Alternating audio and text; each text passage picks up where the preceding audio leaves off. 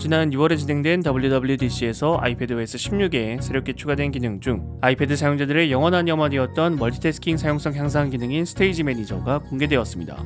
기존에 있던 스플릿뷰보다 좀 더 다양한 형태로 여러 앱을 한 화면에 띄울 수 있고, 도대체 왜 지원을 안 하는지 몰랐던 세로 화면에서 분할도 지원하게 됩니다. 스테이지 매니저가 처음 나왔을 때는 기능이 좀 제한적인 면도 있었는데 iPadOS 16의 베타를 계속 거치면서 활용도가 높아지기 시작했죠.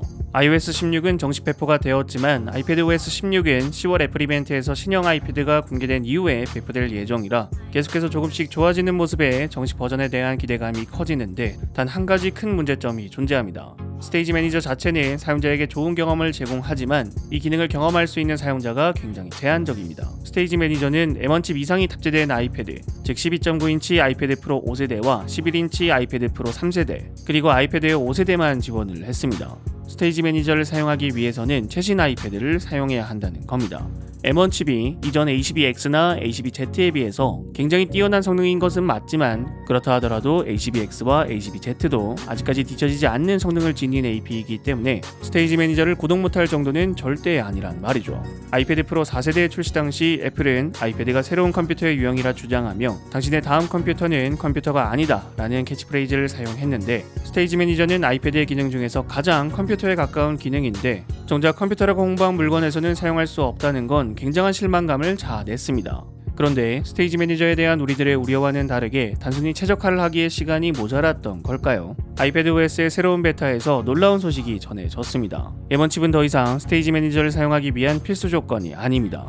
iPadOS의 10번째 개발자 베타 아이패드 16.1 베타에서 스테이지 매니저를 지원하는 아이패드가 추가되었습니다. 이번 베타부터 스테이지 매니저를 지원하는 아이패드는 A12X와 A12Z를 탑재한 아이패드로 2018년에 출시된 아이패드 프로와 2020년에 출시된 아이패드 프로입니다. 특히 2018년에 출시된 A12X의 아이패드 프로 3세대는 처음으로 홈버튼이 없어진 대격변의 아이패드이기 때문에 아직까지도 사용하고 계신 분들이 많은 제품이라 이번 스테이지 매니저 지원 소식은 굉장히 희소식입니다. 하지만 스테이지 매니저의 모든 기능을 지원하는 것은 아닙니다. 최대 6K 해상도의 디스플레이까지 연결이 가능한 외부 디스플레이 연결은 M1 칩 이상이 탑재된 아이패드에서 제한됩니다. 아직 정식 배포가 진행되지 않았기 때문에 따지고 들면 스테이지 매니저의 지원기기 추가는 늦은 건 아닙니다.